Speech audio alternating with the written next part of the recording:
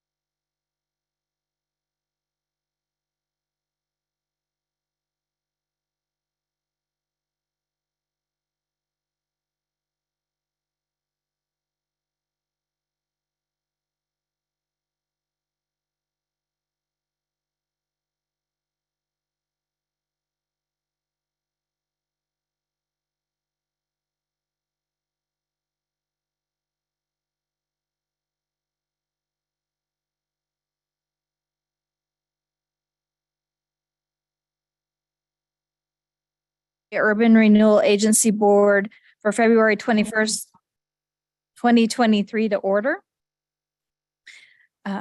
Nubia, would you please do the roll call for us? All right. We have Counselor McLaughlin, Here. Parks and Rec Woods, Here. Counselor Long, Here. and Citizen Saldivar. Here.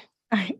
And I think that's it. For the record, can you read the names of people who are either absent or? Yes, absent, we have from Mid-Columbia Fire and Rescue, Peters, and Councilman Richardson.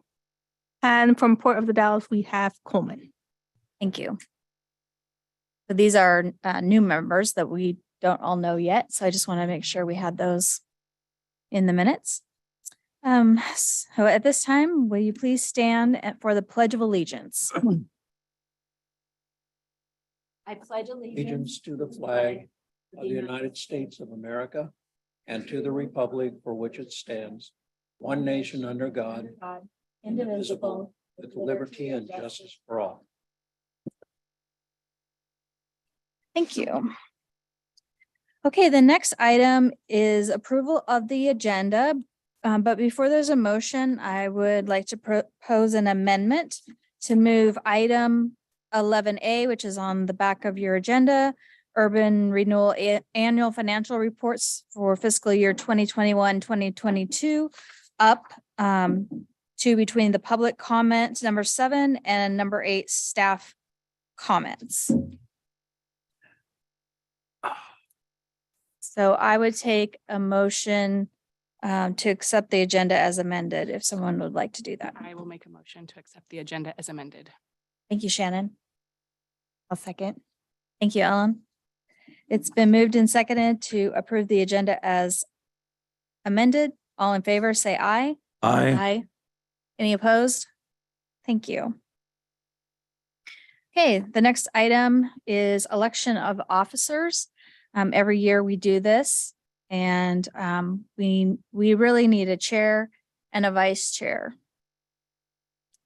So Kathy Schwartz, who was a county commissioner, was our vice chair previously, but she is no longer on the court. And actually, we should have someone from the court. Do we know who it's going to be? Chair Long.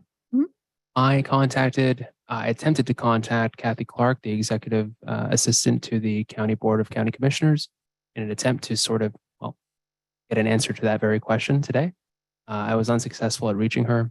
I will do my best to follow up with her personally tomorrow, and I will be sure to email you as soon as I do. Okay. I'll email the entire board rather. Thank you. I appreciate that. Welcome. So I would like to ask the board, even though we normally do election of officers and we normally do it in January, we only have half of our board here. It's 5 of 9. And I feel like this is, I want to leave it up to the group, whether we proceed tonight or we hold off until the next meeting. Hold off. Thank you. Okay, so we are going to hold off on the election of officers and we'll add it to the agenda for next month. Oh, I see that Councilor Richardson has joined us. Thank you. Okay. Now, next item is number 6, approval of the minutes from December 20th, 2022. I'll make a motion to approve the minutes from December. Thank you, Shannon. Would anyone like to second the motion? Go ahead. Second. Thank you, Ellen. All in favor of approving the minutes, say aye. Aye. Any opposed? Okay, no opposed. Okay, so now we're going to have item 11, which is our discussion item. The Urban Renewal Annual Financial Reports Sure, for Mom. the I think we were gonna do public comment. Oh, real I'm quick. sorry. I Yeah. did skip over that when I saw my little arrow and it drew my attention just like it's supposed to. At this point, I would like to open the meeting up to public comment. At this portion of the meeting, anyone may speak on a subject that does not later appear on the agenda. 5 minutes per person will be allowed. Is there anyone who would like to make a public comment? Okay. Seeing no one unmute themselves on the video, we will now move on to what was previously item 11A, the discussion item of the Urban Renewal Annual Financial Reports for the last fiscal year. Great. Thank you, Chair Long. Chair members, Joshua Chandler, Community Development Department. Each year, the City of the Dalles provides financial reports to the board. These are reports that are completed. The city completes an audit. The Urban Renewal also completes an audit. And in addition, there is to these reports, the Urban Renewal Agency prepares a financial report. So the first of these documents, and really these two documents take up the bulk of your packet. So if you're wondering why it's so long, it's these two rather lengthy reports. The first of these is the audit, which is prepared by TKW LLP. This is an independent audit. As I mentioned, the city also goes through the same audit process. I have Angie Wilson, our finance director, with us if there's any questions that come up from this after my little blurb here. And then the other is a financial report that is prepared by Elaine Howard Consulting. This is a report that needs to be completed before January 31st of each year. That did happen. It's also something that is distributed to our taxing districts by March 1st. That will occur after this meeting. And it's also something that is noticed twice in the paper consecutively before March 1st as well. That also occurred. And really in that, it's, both of these are provided to, for transparency, to show where all the money is. And also in the financial report, there is a breakdown of the different taxing districts that are, basically forego taxing. So I just wanted to present that information to you, and more than happy to answer any questions, and might ask Angie's assistance if there's some I can't answer for her. So this is a discussion item. We don't need to vote on it. Does anyone have any questions while Angie's here?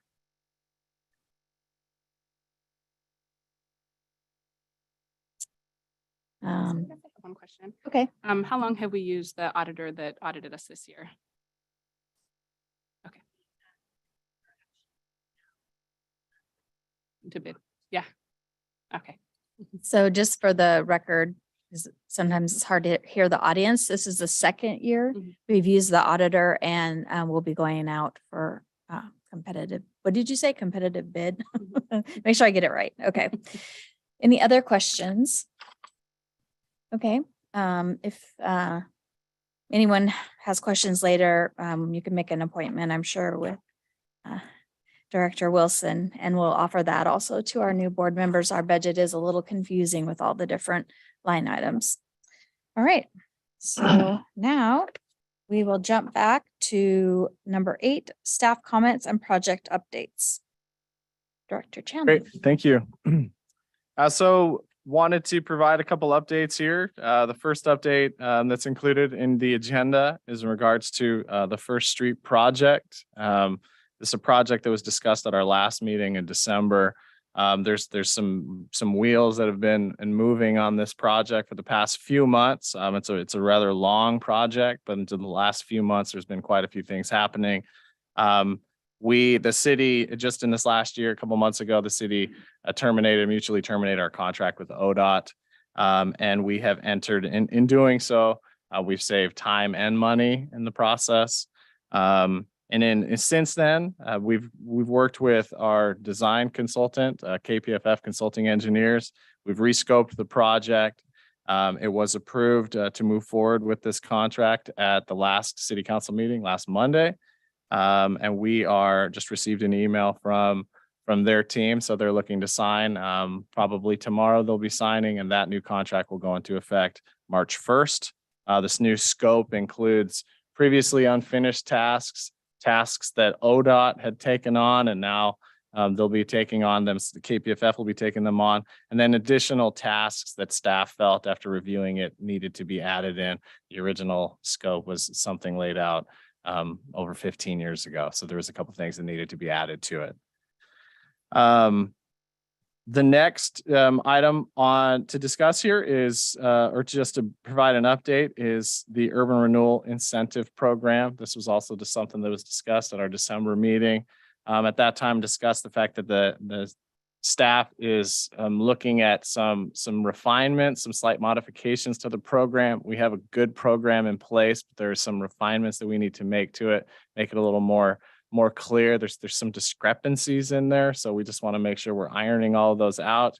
We were planning on having that information in front of you today, but we are working with some outside counsel, and they were really a week too late to be able to make this meeting. So we are going to be looking at all those red lines this next week or so. And at the next meeting, we will be discussing them. And I'm hoping at the next meeting, just because we did have this delay, I'm hoping in the next meeting, it can be presented as an action item, but I will we'll regroup on that and see if that's a possibility. Big thing is I don't want to push it then for an adoption in April. So yeah, that's our hope, fingers crossed. But I think we have a pretty good project coming.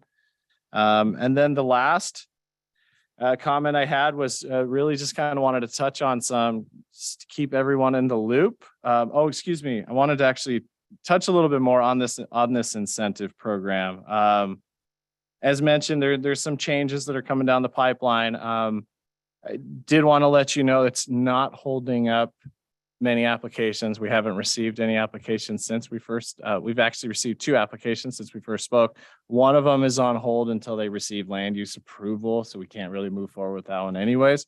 And the other one is one that just came in the other day, and it's one that I would like to, staff's intent is to move forward with this before we have the red lines, but I wanted to check with the board, see if there's any concerns in doing so. This is for the Soda Works building at the corner of 2nd and Madison Street, across from Ring Barbecue and the Dalles Iron Works.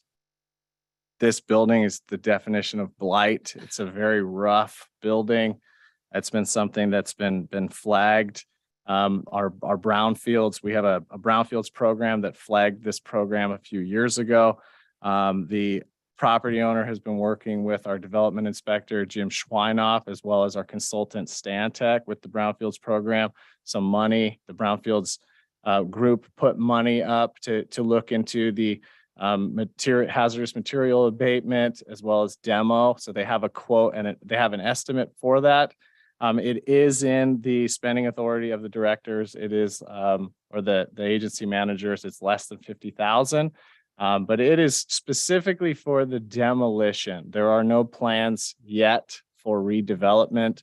And what our incentive program calls out is funding can be provided for demolition and redevelopment. So the reason I raise this today is I know it sounds like it's splitting hairs, but I wanted to see if there was any concern with the board if I move forward with funding this project due to the fact that they do not have a redevelopment plan in place. So it really kind of raises that question: is the agency on board with providing funding specifically for a demolition? And I kind of wanted to bring that up, but otherwise it's a pretty straightforward. It would be a pretty straightforward funding.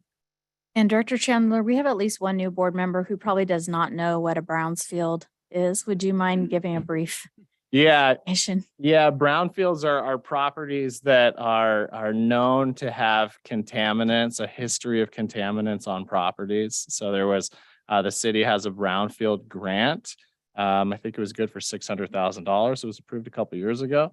There's a committee that takes in applications, which looks at providing funding for multiple different projects and buildings, properties around the area that can assist in phase 1 and phase 2 environmental studies.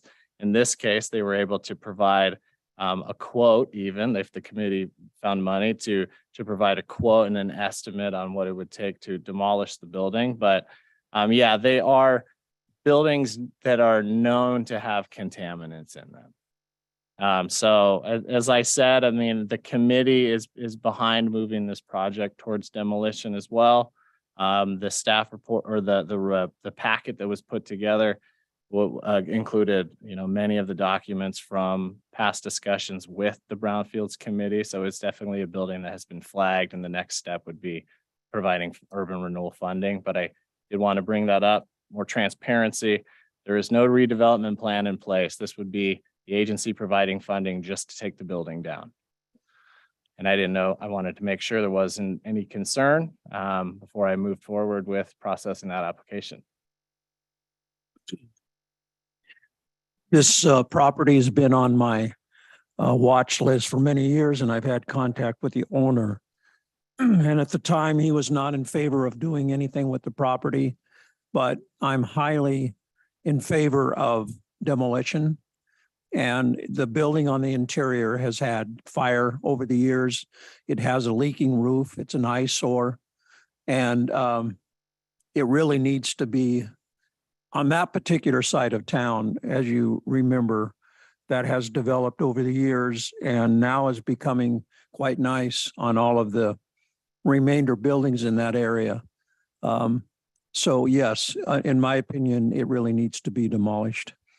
And then it could be made into a parking lot temporarily or whatever until a plan's made, or the property could be sold. Yep. All right, so. Thank you. Thanks. Anyone else have any comments, questions? Yeah, I do. So I thought the intent was to add to the tax rolls, right? It's kind of the intent, and wouldn't that detract from the tax rolls? Even though it's a dilapidated building, it's still a building, right? So having a lot without a building would actually make less tax revenue come in. So I don't think the building is usable. It's borderline condemned. So I don't know I wouldn't be able to speak on the actual taxes. But yes, that is the intent of urban renewal. But you could also probably look at this in the sense that when it's down, it's probably more lucrative to a future Of course, developer. Totally. Yeah. So and I would see. whomever the person who's selling it would make more money probably too, right? On it. So I would think so. Yeah. Yeah. So that's why it's that's one of the gray areas we are addressing with these red lines that we'll be discussing next week. But that's the reason I brought it up today, is because it specifically says demolition and redevelopment, with the intent that, yes, we will fund demolition, but we want to make sure that there's redevelopment coming from that. So right. that's why I wanted to just throw this one out there. It's clearly a building that needs to come down, but before I made any moves on it, I wanted to kind of get the Read. Yep. So I also agree. It's blight. It's some of the worst that there is. And I also appreciate Councilor McLaughlin working for a long time on this to get the person to the point that they would be even willing to do something. And just for those of you who haven't been on urban renewal very long, there is history where we had a request for someone to do a demolition with no redevelopment, but it was really just a way for them to not have to pay for it because they didn't want it on their property anymore. And then there wouldn't be anything put up. But I'm glad that we're moving forward with this because it is blight. It's not just a handout. So thank you. Great. Thank you. And the last is just a brief update on different proposals. I won't go into to the extent of all the proposals, but just some happenings that we've heard of, area development. As I think everybody may know by now, there's the hope of a grocery store at the old Chronicle building. So I would imagine they have applied for the incentive program, but they will need to go through land use first. So that is definitely a project that's coming down the pipeline. There's also this at the former Griffith Motor site. There's a large scale apartment mixed use building. I think that's the detail I'll touch on with that one. I want to provide updates, but also not provide too many details because we all know projects can go. Sometimes projects don't turn out exactly what was the original thought. There's so much that goes into a development process. So there is that they will be coming at some point and requesting funding from the board. The Pioneer Building, which is a building that is on the corner, probably Washington and Second. Pioneer Building is going through the just finished up the site plan review process as well as historic landmarks approval. Very nice job. They are proposing some really nice changes and upgrades to the building. And the big change on that one is converting upstairs office spaces to 8 residential units. So they will also be in line for the incentive program. And the Dalles Inn is another project that has been discussed lately. And that is, like I said, I don't want to get into all the details on that one, but that is a huge project. Big difference from what it is now. I'll just leave it at that. A very large scale development. So they may be reaching out for some additional funding at some point if they decide to pursue that project. So just kind of wanted to, I'll try to sprinkle a couple of these rumors, if you will. I think these, it's nice to see what's coming up and to know what's happened in our area. And with that, I can answer any questions before we move on to the next item. With the changes to the grant program, are you still planning on reaching out to the past applicants who might not have been eligible? Yep. And the intent, I met with one individual who's hoping to submit an application very, very soon. Met with them today. And I let them know my hope is we'll continue to get the word out on this us over and over every couple months. We'll try to get more and more word out there, try to get we have pretty good mailers that we've been mailing out, but also email addresses and everybody in the area just to let them know the funding is here, and we're here to see the projects moving forward. Thank you. All right, we will now move on to board member comments and questions. Why don't we just go ahead and start over here? Councilor McLaughlin. Well, the Oregon Motor Hotel is in development. We've noticed that. We're getting both pros and con people concerned about the development, other people in favor of it. So in fact, I was just stopped by to get a drink, and the manager talked to me about the development and this morning. So it's a topic that's on everyone. And so what we're trying to do is reassure people that the city does not have any kind of supervision over or approval of that site. It's by legislative action that is moving forward. So basically, we're telling people that, and I'm telling people that I believe it's going to be a definite improvement in the downtown, and we try to minimize the concern by people that it's going to be a continuation of some of the things on St. Vincent's that we've been dealing with in the past years. So I think it's a good thing in my own opinion. Other than that, I'm very glad and hopeful that we continue on the Tony's demolition. Is that still progressing? It is, yeah. I'd like to get some good news for the next meeting, but I think there's some stirring. So I like good news. Yeah. And the only other thing is, I don't know if you have information on the Mill Creek Trail. This is Parks and Rec, but I'm having people ask about that as well. Is there any update? Yeah. Chair Member Woods may have more information on it, but I do know last time, and I don't want to speak on behalf of the Parks Department, but I do know last time I spoke to the executive director, I was in a meeting with the executive director. He'd mentioned it's an ODOT project that is at least 8 to 10 years out. Is that still correct?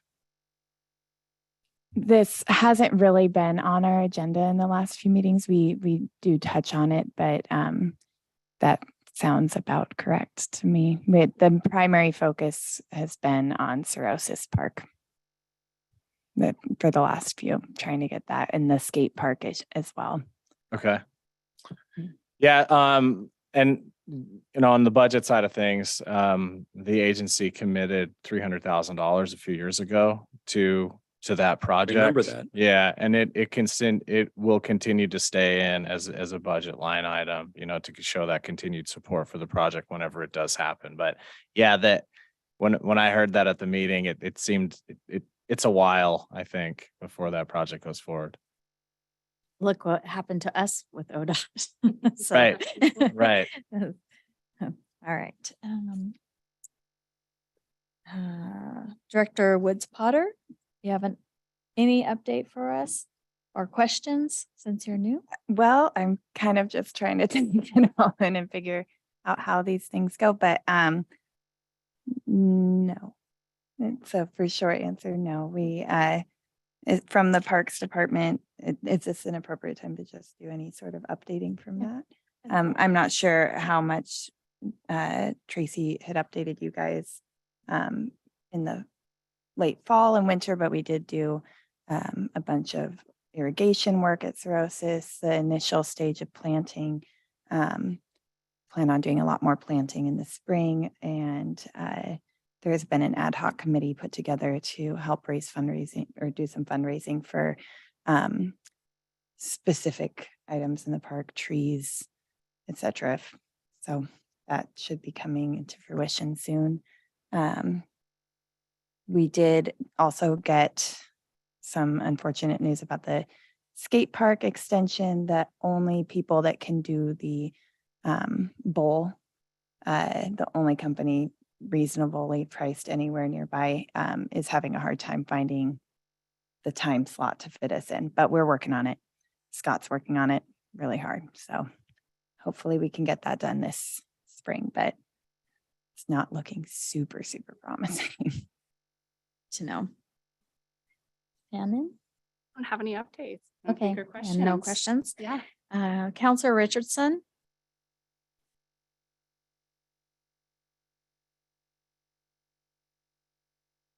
Okay, I'm gonna just assume that he can't get himself off mute or doesn't. So, okay. So the only comment that I was going to make was that I had asked Director Chandler to put, no, you don't have to write anything down, to do the downtown updates, even on the projects that aren't ours, because it's so important to our area. And I thought it was important. And if people are asking us questions, they're not going to understand where the funding comes from or doesn't come from.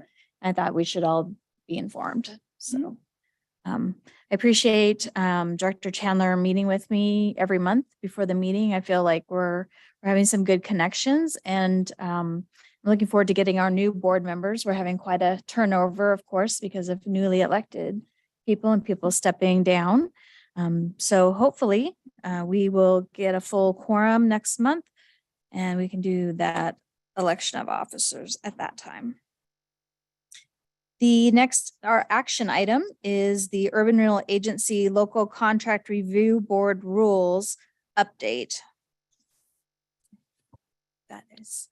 Thank you, Chair Long. By the way, before I get started on this, I just wanted to mention that the city manager who's sitting behind me tapped me on the shoulder a few minutes ago and let me know that Scott Hagee has been appointed to serve on this board. And so I expect Commissioner Hagee to be at the next meeting. Thank you. Yeah, you're welcome. So thank you for the introduction. This is for those of you who tuned in to City Council last week. You may recognize a significant portion of this agenda packet comprises the same exact rules, except they're not really exactly the same. They're more or less exactly the same. But just to give a more general background, this agency is a public body in the state of Oregon. And so according to state law, it must have its own procurement rules, or it's subject to the Attorney General's model rules. And so just like the City of the Dalles' old rules, these were the agency's rules that are currently in place as of right this second were adopted in 2011. And as I mentioned in the staff report, both here and at Council, best practices suggest updating the rules at least twice every decade. And so we're a little overdue. And so these rules are my attempt at bringing us into the 21st century. And so when I say my attempt, nothing is ever a solo effort. And so the city manager, again, who's sitting behind me, organized a team comprising himself, me, finance director, the city's public works director. And for those of you who may not be familiar with some of the city's inner workings, the public works director is a very, very tremendous asset when it comes to public contracting. And so we had I would say 6 meetings, and a lot of red lines and a lot of comments back and forth with a lot of substance. And we put together what I think is a terrific effort. And the city of the Dalles is already using these rules, I think effective February 14th. So we're going on about a week. I've been loving it as the city's attorney. And I think staff has also similarly enjoyed these rules to the degree that anybody enjoys public contracting rules. And so the differences that I wanted to highlight, and well, they're emphasized in the staff report. I give just a glance really at some of the changes of these rules. There are too many to list, but I think the ones that are most important for this board and the board who sets the policy for this agency to understand and to endorse really are the differences between spending and award authorizations that currently exist under the 2011 rules and the competitive requirements that currently exist under the 2011 rules, and what these proposed rules hope to accomplish. And so they're all listed in the staff report. Some of the ones that are of note are currently the agency manager to my left is authorized by this board to spend up to $50,000. Which was the equivalent as what the city manager could spend under the city's rules. And so under the proposed rules, which I'm encouraging this board to adopt tonight, that dollar threshold will be increased to $100,000 prior to seeking board approval. And this is really just trying to keep in line with inflation. If you put in $50,000 in 2011 and you put into an inflation calculator, well, $100,000 gives us a little bit of a buffer to future-proof these rules for the next 5-6 years, and then it should be about equivalent. And so, again, the purpose of having public contracting rules is to ensure that the agency gets a fair shake at whatever contractor it ends up working with, and to ensure, for the contractor's sake, that they were selected on the basis of competition and fairness. And so these rules tend to strike a balance there.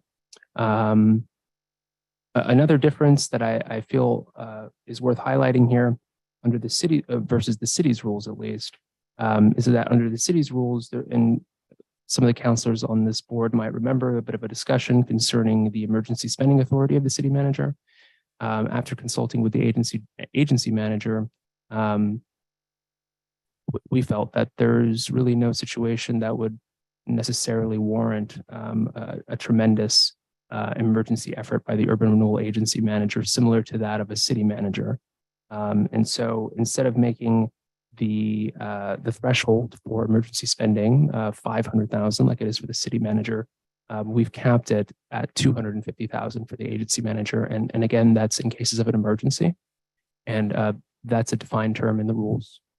And there are protocols in place to ensure that even in instances of emergent action, there are public protections to ensure that public resources are spent accordingly and appropriately, and that the conduct of the agency manager at the time is therefore reviewed and ratified by the board.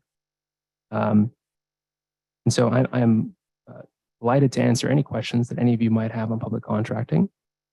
Staff's recommendation is ultimately at the end of this item for this board to move to adopt resolution number 23-001, resolution updating the Columbia Gateway Urban Renewal Agency Local Contract Review Board rules effective February 22nd, 2023. Sorry. Any questions or comments? I'll make a comment. I appreciate the backstory and kind of how this all came to be and the collaboration and everything. It helps, feel comfortable with the outcome. So thanks. You're welcome. Anyone else? Okay. So seeing no questions or comments, do we have a motion to approve? I guess I'll do that. I move to adopt resolution number 23-001, updating the agency's local contract review board rules effective February 21st, 2023. Is that correct? It was so close. 22nd. Oh, 22nd? Yes, please. Right. Correct myself. Effective February 22nd, 2023. Thank you. Do I have a second? Second. It's been moved and seconded to approve the contract, the resolution number 23-001. All in favor, say aye. Aye. Aye. Any opposed? Okay, hearing none, it passes. All right, that was the last item on our agenda, so I am going to adjourn the meeting. Thank you. Nice meeting you, Ellen. No. Okay. No. I was like, that sounds. No.